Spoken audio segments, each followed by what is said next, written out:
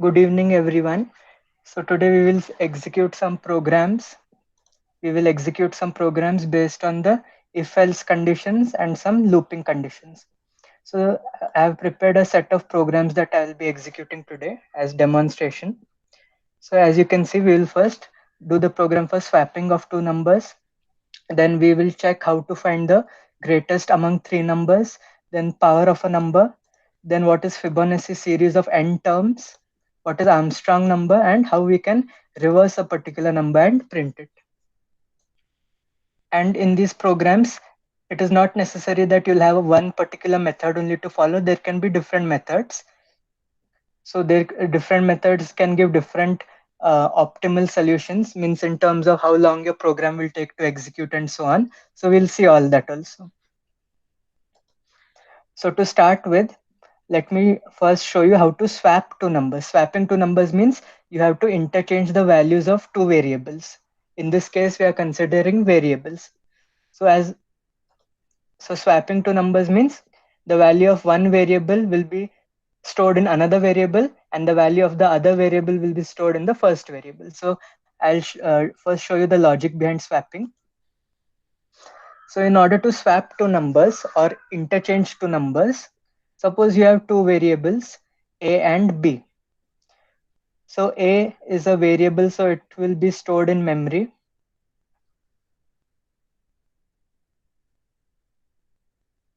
When a is stored in memory, it will be stored in some memory location. Similarly, b is another variable. It will be stored in some memory location, the value of b. So now, suppose a is a variable which holds the value 6 and b is a variable which holds the value 7. So what after swapping should I get? I should get value of a as 7 and b as 6 after I swap the values. So in order to swap two values, I need to use another temporary variable.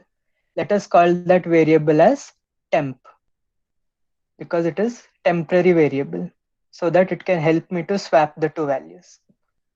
So here in total, if we have to swap two values, we need three storing entities. So once we want, when we want to swap, what we have to do first, suppose we consider variable a. Now when you consider variable a, you want to make it store 7. So first what you do, you store the value of a in temp. I repeat, first you have to store the value of a in temp. What is the value of a? Value of a is what? 6. So store 6 in temp. Okay, now what you'll do, you will store the value of b in a.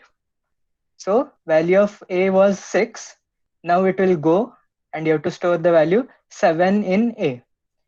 Once you store 7 in a, now b value will get changed. You have to change b value and store the value 6. Okay. This is the way how you have to do it. So in the program, I'll show you now how we have to use the temp variable. So let me open a new window here. Okay, so first I'll write hash include stdio.h. Then you have void main or int main with return. I'm using void main here. Now initialize two variables. A is equal to 6 and b is equal to 7. Now what you do, your first statement should be temp equal to a. Why? Because first step is what? Value of a you have to store in temp. Temp is temporary variable, so you have to declare first temp, then you can use it. So temp equal to a, then what you have to do, a equal to b, and lastly what you have to do, b equal to a. So how it happens, I'll show you now. First, we have to initialize time to 0. Not necessary over here because we are not using the value of temp no anywhere. We have to just store some value in temp. If we are using temp somewhere in calculation, then you can initialize to 0. Okay, so now I'll just change my screen. See now, first statement is what? Temp equal to a. So temp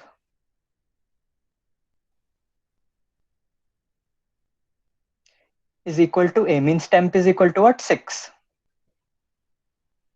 Now A equal to B. See, now you have stored the value of A somewhere in temp. You have stored it somewhere means you have stored it in temp. So now you can uh, play with the value of A, means you can change the value. Why? Because you have stored the value of A somewhere where you can access it from. So now the value of A you have to change, and you're assigning B over here, means nothing but you're assigning 7 to A. So 7 is getting stored in what? A. B is equal to 7, and you're storing the value of B in A. Now in B, what you have to store? Value of A. But value of A has got changed already. Value of A is what now? 7. So how can you access the value of A? From temp you have to access. So only first you have to store the value of A in temp, and from temp you have to assign the value of temp. That is, you have to assign the value of A which you have stored in temp to B. So B will become A. That is, B will get the value 6. Have you understood this? How you have to swap? Yes. B will get equal to temp. Sorry, here this I've made this change. Has everyone understood? Yes. Okay. So now we'll run this program. See, I repeat what you have to do. Temp equal to A equal to B, and B equal to temp. These three statements are necessary for any swapping. Now, if you print the value of A and B, what will be the values? It will be 7 and 6.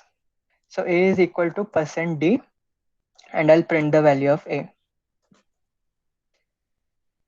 And I'll print B also.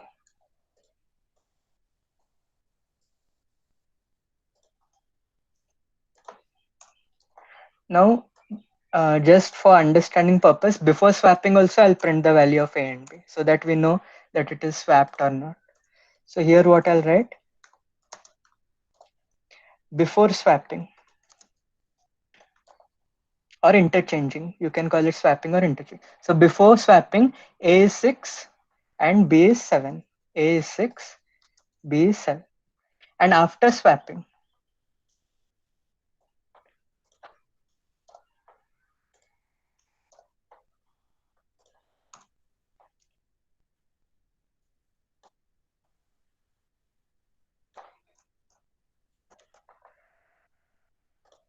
we will print the value of A and B after swapping as well. So now I'll first save this program, swapping of two numbers, save it as a C file, and now I'll run this program. So as you can see, before swapping, A is 6, B is 7, but after swapping, A is 7 and B is 6. So always when you're swapping between two numbers, you need another variable, temporary variable called temp. So here, as someone told me, we need to initialize, but here we don't need to initialize. Why? Because we are not using the value of temp anywhere. First, we are storing the value of A in temp, and then we will use temp. Okay, so here you only need to declare. Even if you initialize, there's no problem, but that will be simply some extra work for you. So have you understood swapping? After swapping, A is 7 and B is 6. Have you understood this? Yes. Yes. Okay. Now, next program in our list is what? Greatest between three numbers. So first we'll understand the logic again for finding greatest between three numbers.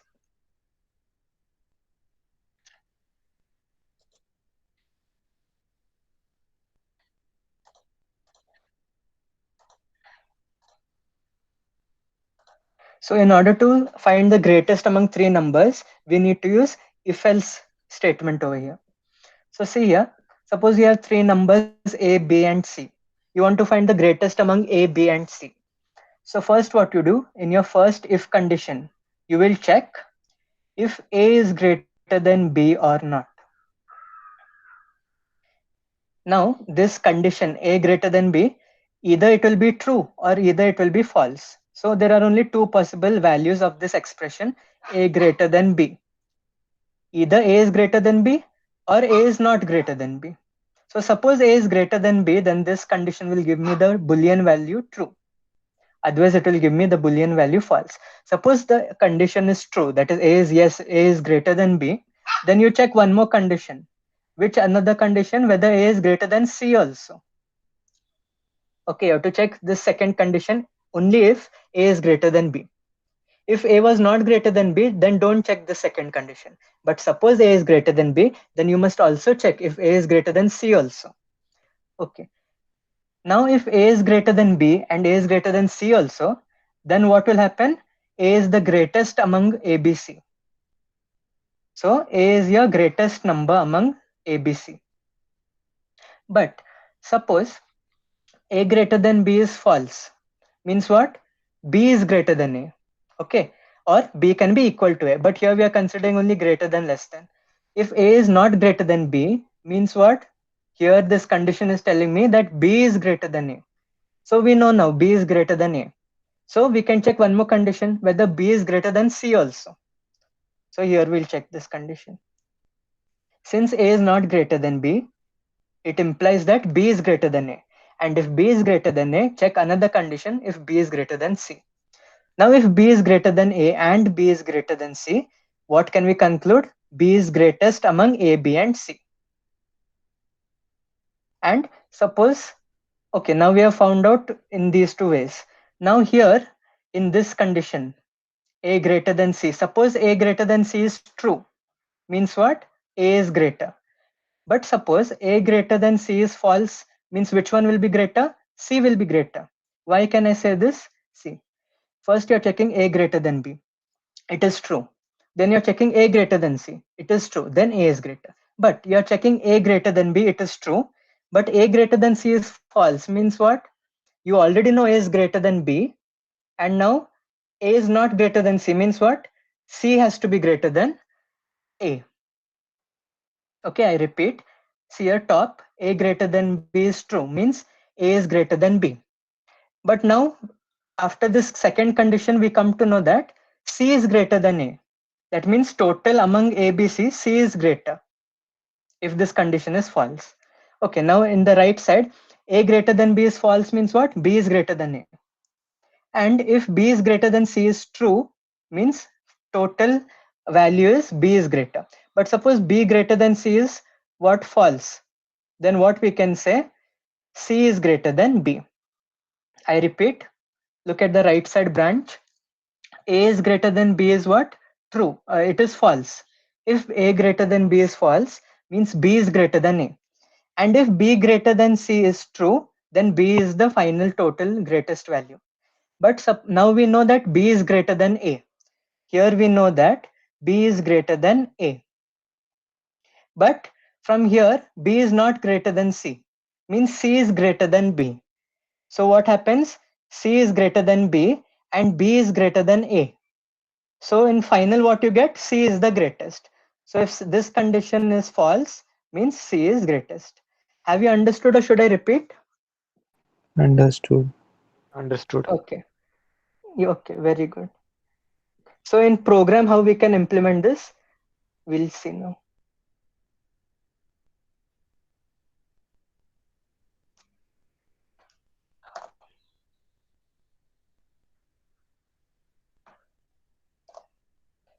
Hash include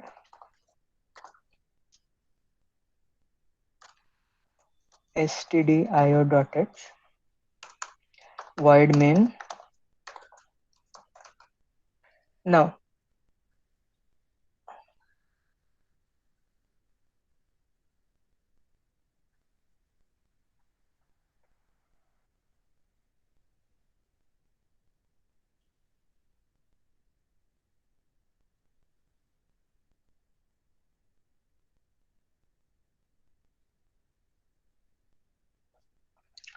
int a.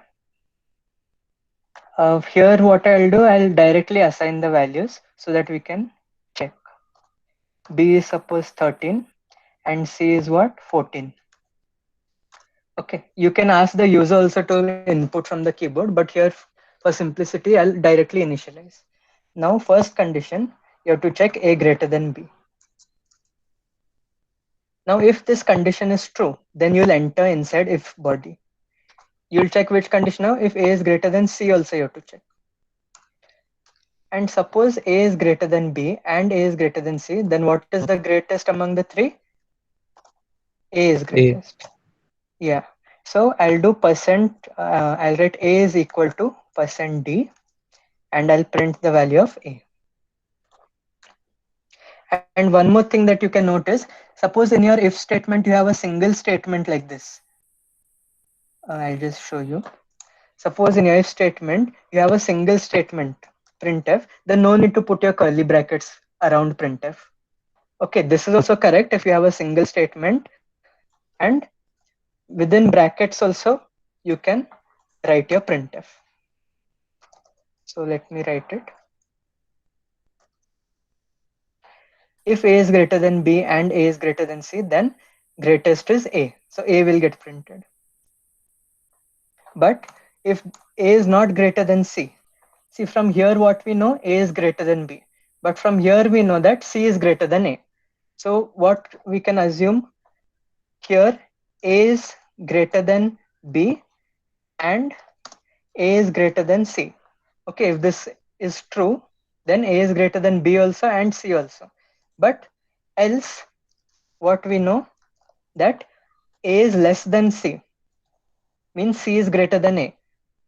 So here what we come to know, C is greater than A, and from top, that is, we are coming to know that A is greater than B.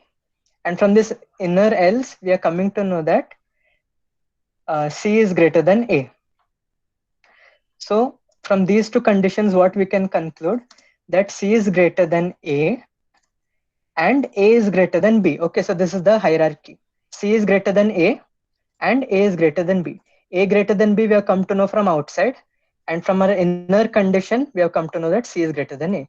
So I'll print C is equal to percent %D C. Now outer if condition has an else part. What it has, A greater than B is false. Then what will happen? From top, if it is true, then if will be executed. But if this condition A greater than B is false, means what? B is greater than A. So in else, why this else will get executed? Only if B is greater than A. This outer else will get executed. Now since B is greater than A, we can check one more condition. If B is greater than C also. Here what we know that B is greater than A, and we know that B is greater than C also. That means B is the greatest among the three. So then I will print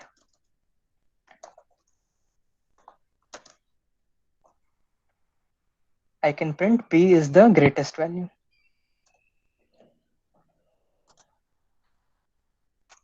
But else part, inner else, when will this get executed? Can you tell me inner else part?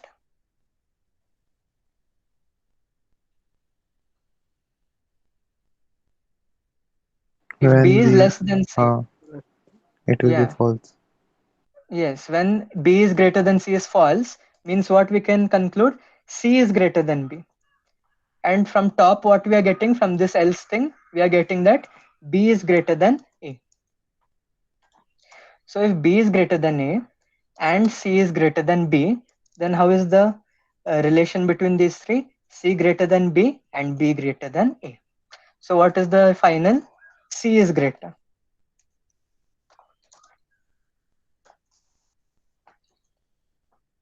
So I can print C. I just put \n so that as it is any one printf statement will work. Okay, so all the printf will not work because either A or B or C, any one is the greatest in our condition. So any one printf will only get executed. So let me execute this program. I'll save it as greatest among three numbers, saving it as a C file.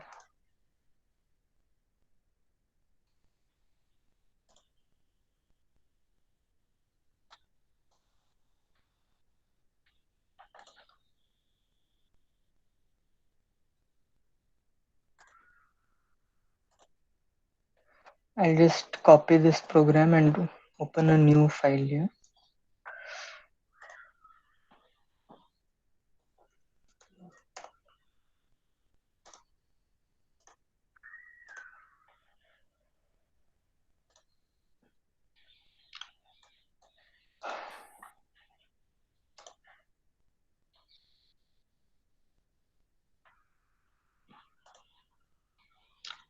Okay, instead of means you can accept the value also. I don't know that page why it's giving me an error. So I'll execute from here. It is the same program. Only thing I'm accepting values from the user. Sometimes your dev C++ ID might give you error if you have opened too many programs or something. So here I'm accepting values from the user. And same logic I've applied. Only thing I'm just printing which one is greater. So see here, I'm entering 1, 2, and 3. So among the three, so it is A, B, C. So 3 is greater, so C is getting printed. So what I'll do here, instead of writing like this, I'll write percent %d,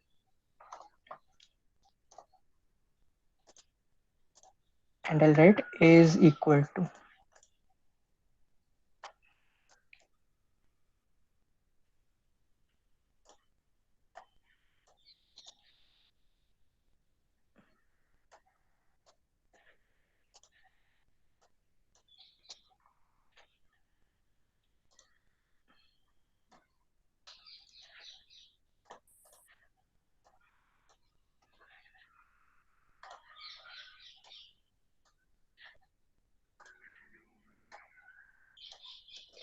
So same thing, I'm accepting values from the user. But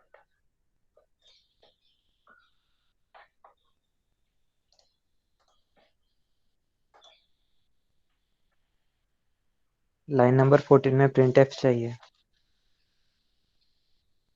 yeah, there is print. Oh, okay, okay. Yeah. So now, suppose my numbers are 12, 13, and 14. Now when I click enter, see, greatest is C is equal to 14. Okay. So printf, yeah, that was the mistake. Now we'll execute for some other values. Suppose I enter let me use some negative number like -12, 45, and say 0. So greatest is 45. So B is equal to 45 is getting printed at the output. So have you understood this program, greatest among three numbers? Yes. Yes. Okay. So it is simple thing. I'll just repeat. If A is greater than B, then you check A greater than C. If A is not greater than C means C is greatest. Next, from this if, what we come to know, if it fails means what? B is greater. And B is greater than A, B is greater than C means B is the greatest. But if B greater than C fails means C is greatest. Okay. So this is the way you can perform this program. And if you want to use logical operator, means what else you can do? You can check here only these two conditions. You don't need nested if else. So A greater than B and A greater than C you can check. If both are true, then what? You'll simply print A.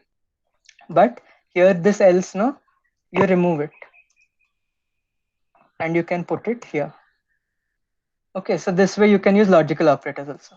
So this I'll give you as an assignment. If you're getting stuck, you can ask me. Okay. Now next in our list, power of a number. So this was simple, but that day was not able to execute properly. So what we have to do, I'll rewrite the program. I won't show it directly so that you can relate to what I'm writing. Now, here again, I will initialize the number. Suppose NUM is the number whose power I want to find. Suppose the number is 2. And on the next line, the power, suppose POW, I want to find 2 cube, this indicates. Power is 3, means I want to find 2 raised to 3, number raised to 3. Now, you have to use for loop. What is the syntax? Initialization. Okay, then what will come? Condition checking. And after that, your increment or decrement. So you can call it counter. It will count, or increment or decrement. So this is the basic syntax. So as per the syntax, we will find the power of a number. So for Now power means what? You're multiplying the number again and again with itself. For example, if I want to find 2 cube, I have to write 2 into 2 into 2. So how many times I have to multiply 2? Power times, right? Power is 3, means I have to multiply 2 with itself. Let how many times? 3 times. So what I can do, use another variable. This is your looping variable or counter variable you can call I. Okay, either put I equal to 0 here, or in your for loop, your first initialization will be I equal to 0. For simplicity, let's start from 1. Afterwards, I'll show you with 0. Starting from 1. And it should be less than what? POW. Less than equal to. Means how it will happen? When I is 1, that will be first time multiplication. When I is 2, second time multiplication. When I becomes 3, that is third time multiplication. And then that is the value of I will be 3 that time, and it will be equal to power. So that time it will stop. Okay, I'll show you, I'll repeat what I said.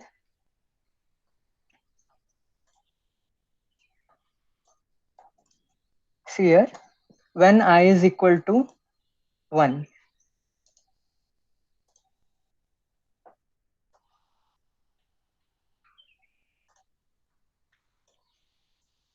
see, when I is equal to 1,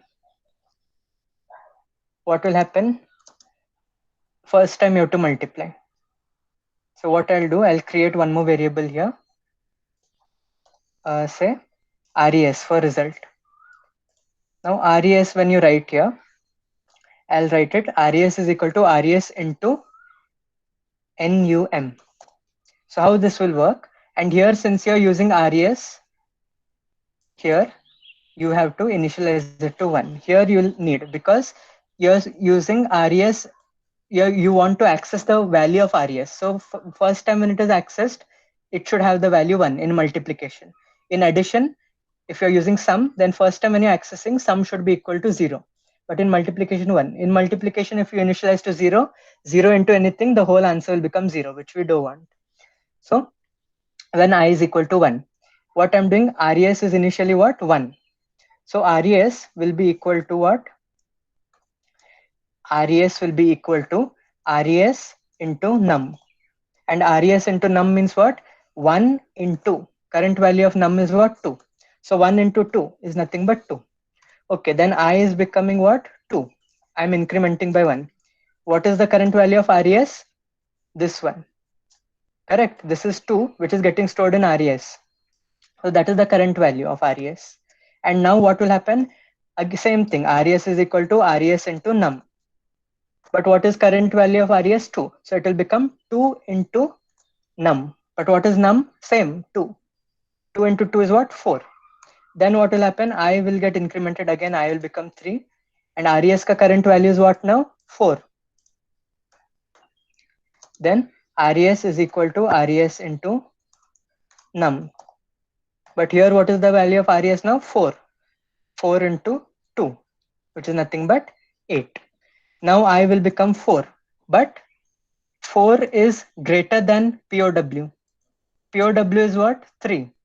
And 4 is greater than that. So this condition will fail and your for loop will get terminated. So here the value of res is what? 8. But your for loop will not get executed. So final value of res, that is 8, that we have to print as the power of 2. Have you understood this? Yes. Yes. Has everyone understood? Yes. Okay. So now let me execute this program. So, and outside your for loop, okay, that time you have to do printf %d. So here what I can write, power of %d is %d. Now what will be the variables that I have to print? Can you tell me, according to this printf statement, what I'm typing? Power of %d is %d. So which variables I intend to print? Can you tell me? Num and res. Rest. Yes, very correct. You want to print power of num, that is your number, is RES. Okay. The power of num is RES. Now, even if you want to print the value of POW, so okay, first let me execute this much and show you. Power of a number.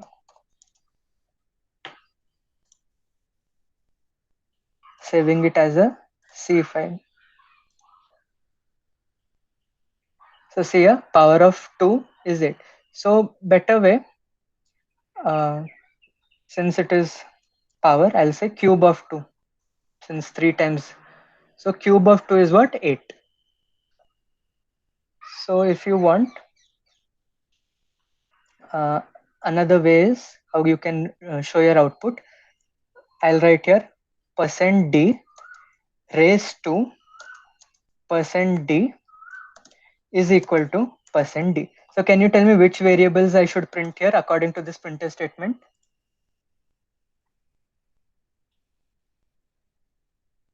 Num power res. Yes, num. How will it will happen? Num raised to POW is equal to RES. Okay, so this will be num, this will be POW, and this will be RES. So how the output will come? 2 raised to 3 is equal to RES ka value. So let me run this. So see here, 2 raised to 3 is 8. So this way, what have I printed finally? I've printed the number, its power, and the result of the product. Have you understood this program? Yes. Okay, Yes. yeah, just a minute.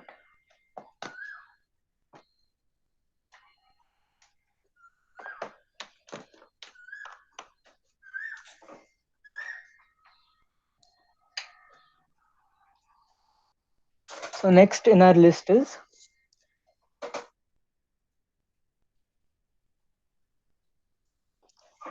the Fibonacci series of n terms.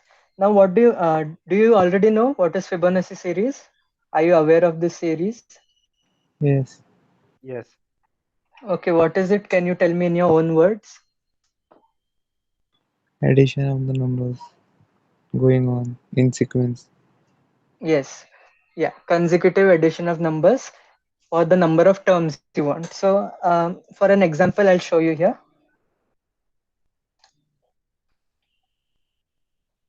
See, suppose you want to find Fibonacci series of 4 terms. Okay, 4 term Fibonacci series. So first term is 0 or first element, then 1, then 0 plus 1 is equal to 1. Then previous two numbers are what? 1 and 1. So 1 plus 1 is what? 2. Then 1 plus 2 is 3. Then 2 plus 3 is 5 and so on. But here since 4 terms, so till here you can have it for 4 terms. Suppose you extend it, then how it will be? 1 plus 2, 3. 2 plus 3, 5. 5 plus 3, 8.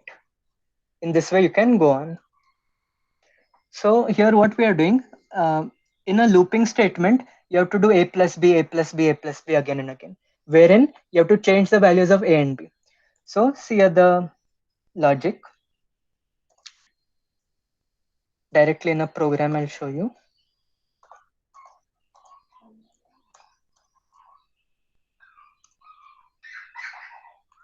Void main.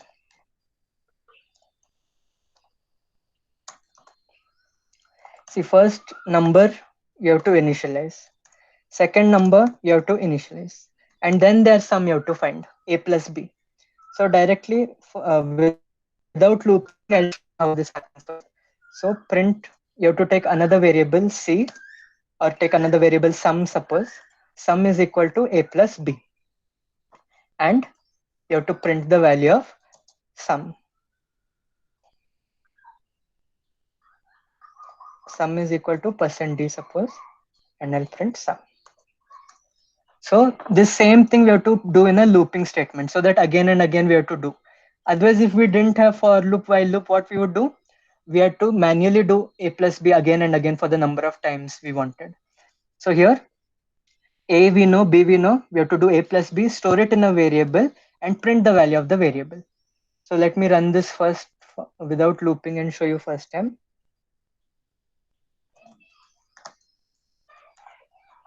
Saving it as a C file.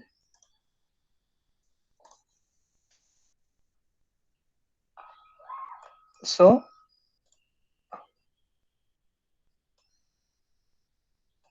0 plus 1, that is 1, and 1 should be the output. But here 4 and 0, so again I've left something open or something like that, some program.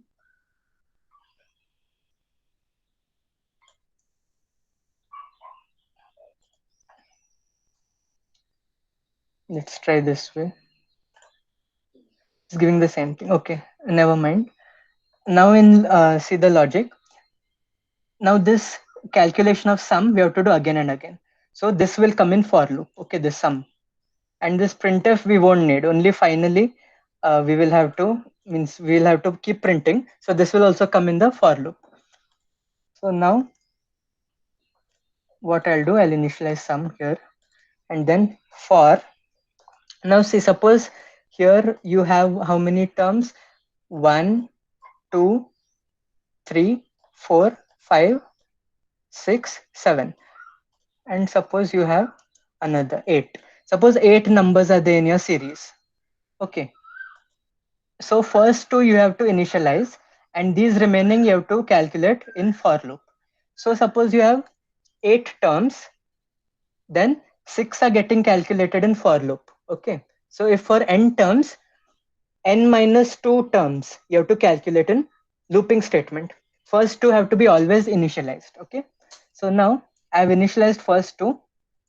So your for loop, it will run from, if you are starting from 1, you have to run from 1 till, can you tell me what will be the terminating value of I?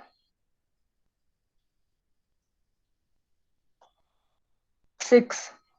Because if you are using n term series, then n minus 2 terms, that is 6 terms, have to get calculated in for loop.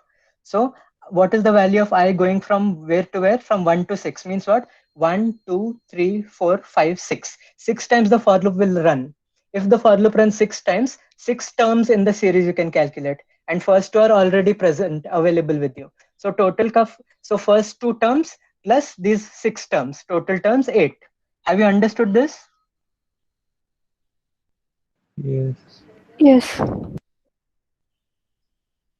Are you sure you have understood? Because your response is not satisfactory. Okay, so A and B are outside, you have initialized them, and then the remaining 6 terms running from, see, for loop is nothing but same thing again and again. So again and again, how many times you have to do that? 6 times. So 1 to 6. Here what you'll do, sum is equal to A plus B. Here A and B, what are the values of A and B? Can you tell me? 0 and 1. 0 and 1. Yeah, yes. So 0 plus 1 will get stored in sum. So 0 plus 1, that is 1. So sum value is what now? Sum is equal to 1. Now what I'll do, I'll print this value so that I'll keep getting the successive values on the screen. So I'll print only %d, and %d stands for what here? Sum. So 1 will get printed and so on. First time when the loop executes, 1 will get printed. After that, what I have to do, now I'll show it to you.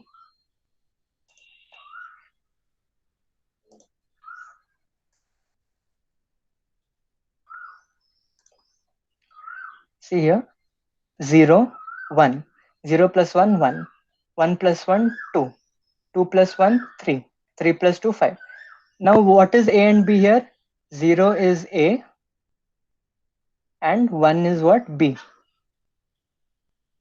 And what is the next? It is sum, S.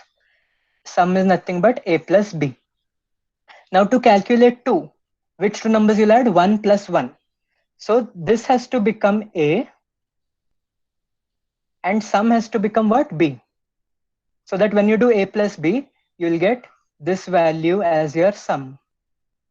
Okay, to calculate 3, this has to become A and your current sum has to become B. So that when you do A plus B, you'll get 3 as the sum. Okay, now this will become A and this will become B so that you can get 5 as your sum. Have you understood how you are changing the values of A and B? Yes. Yes. Yeah. Mm. So now what I'll do, see here, as I've shown you, B is becoming A. Okay, every time B is becoming A and sum is becoming B. Okay, so what I'll do here, B equal to A. B is becoming A and sorry, the value of A should be B and the new value of B should be sum. Okay, see here, A is the value of B should become the value of A for the next time. The value of B should be stored in A for the next calculation, and the value of sum should get stored in B for the next calculation. So value of B is getting stored in A and the value of sum is getting stored in B. Okay. And then the for loop, this is the last statement. The next time when it runs, I will become 2 and that time sum will become what? 1 plus 1, that is 2. You will print it. Now A will become what? Next value, that is B, and B will become sum. So when I execute this program,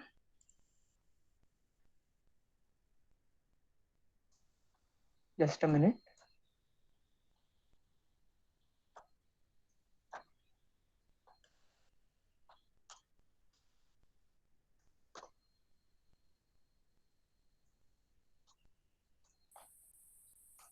Okay, same thing here.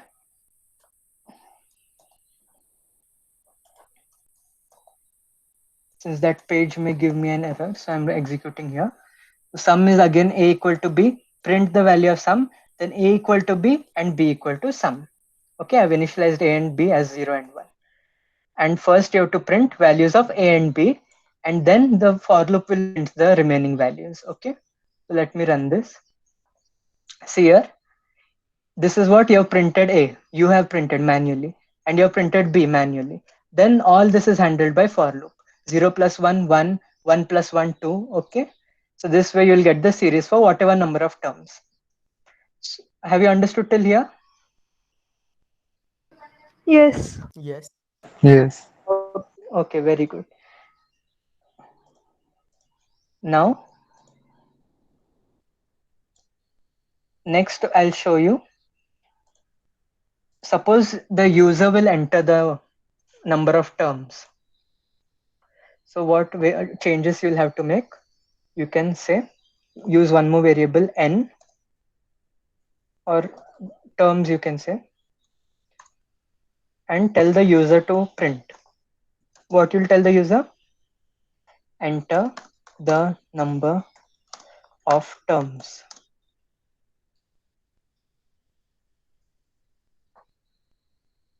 So now you have to use scanf to accept the value from user through keyboard. Here you put ampersand terms. So what is happening now? As I told you, terms minus 2 will be handled by for loop. So if you start from 1, here less than equal to terms minus 2. Okay. First two values you are initializing, and terms minus 2 values, for those many times your for loop will run. Have you understood these changes that I've made in the for loop and accepting? Have you understood? Yeah, Yes. got it. Yeah, Yes. very good. Now when I execute the program, first message that I get, enter the number of terms. Suppose I enter 8. When I click enter, see, same series I'm getting.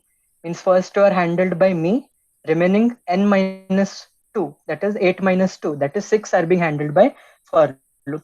Now let me change the value that the user will enter. Enter the number of terms. Suppose I enter the number of terms as 14. So 12 terms will be handled by for loop and first two are handled by me. So as you can see, total number of terms, how many? 1, 2, 3, 4, 5, 6, 7, 8, 9, 10, 11, 12, 13, 14. Total number of terms are 14. First two handled by me, 12 handled by for loop. So I know you have understood this program. Now next is what? Armstrong number. So are you aware what is Armstrong number? Yes. Yes. Can you tell me in your own words? Cube of every digit is equal to the original number. Yeah, sum of cubes of the digits is equal to original number. So for example, can you give me example of a number which is Armstrong? Do you know any example? 153. 153. Yes, very correct. 153. So when I do 1 cube, it is 1 plus 5 cube, 125 plus 3 cube, 27. When I add this, the sum should be 153. So sum of cubes of digits of a number should be equal to original number. Okay. Now before this, I'll just give an introduction and this program we'll see next time. So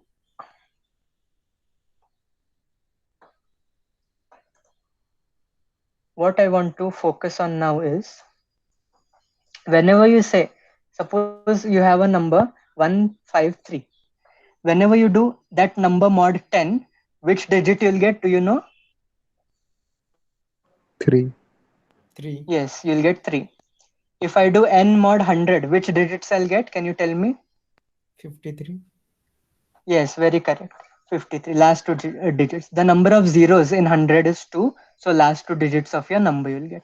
1000 when you do, you'll get 153. So here if I do 10, I'm getting last digit. Suppose I do divide by 10. I'm not doing mod, okay? Now I'm doing n divided by 10. So in this case, you get the, leaving the last digit, the first two digits you'll get. Okay, in mod, you'll get last digit, but when you divide by 10, you'll get all the digits excluding the last digit. So let me run this program. So as you can see, by mod, you're getting the last digit. And by dividing, you're getting the quotient, which is first two digits. So I repeat, when you do mod, you will get last digit, but when you do division, you will get quotient, which is nothing but all the digits except the last digit. Okay. Have you understood this? Yes. Yeah. Yes. Yes. Yeah. Now suppose you have a single digit 3. When you do n mod 10, you'll get the value 3. Now when you do n divided by 10, what you'll get? You'll get 0. See, 3 can be imagined as 0, 3. Okay. Now when I'm saying n divided by 10, you will get all the digits except the last digit. Except last digit means which digits you'll get? 0. Okay, you can imagine 3 as 0, 3. But while writing, you have to write 3. But when you have a single digit, you do division, you'll get 0. So let me run and show you. So n mod 10 means what? Last digit. And n divided by 10 means for a single digit number, you'll get 0. Have you understood this? Yes. Yes. Yes. Yes. Yes. Okay. So for today, we'll stop here because I've already shown you many programs. And should I provide these programs to you or you'll execute them on your own? We will do our own. Okay. Everyone is fine with this? You will do it on your own? Yes. Yes. Yes. So all these programs that I showed you today, that is swapping of two numbers, greatest among three numbers, power of a number, and Fibonacci for n terms. These four programs you have to solve uh, directly on your machine only, on your computer, laptop, or on your mobile, and uh, take the screenshot of your code and output screenshot, make one PDF and upload it in the Google form, which I'll send you after this session. So have you understood today's session? You can start putting your attendance in the chat box. Have you understood all the programs? Yes. Yes. Yes. Yes. Okay, you can put your attendance now. And if you don't have any doubt, you can leave this meeting. If you have any doubt, you can ask me. Thank you.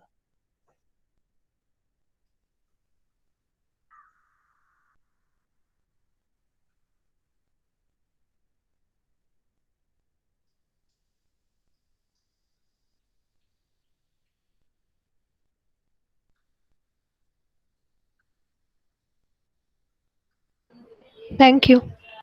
Welcome. Thank you, भैया. Welcome. Thank you. Thank you. Thank you. Bye. Welcome. Bye bye. Welcome. Bhaiya, I have a doubt. Yes. The Dijak Satra algorithm for shortest path finding. Yes. How can we code it? There is a program for that. You have to actually use arrays and all for that. If you want, I'll send you the code after this session. Okay, then send it, please. Thank you. Okay, welcome. Dexter's what? Yeah, that A is okay. algorithm In Yeah, for second year. finding the shortest path. yes, it is in second year. But you in second year also you don't have to code it actually. Only the theory part is there. But you can code it if you want. No problem. Yeah, it's in a code shape competition. I have to code it. So Okay, okay. Yeah, I'll send you. okay. What's your username? अभिनंदन जैन. अरे username. Code shape का क्या? हाँ. AJ2244. Okay. मेरा Star Shadow.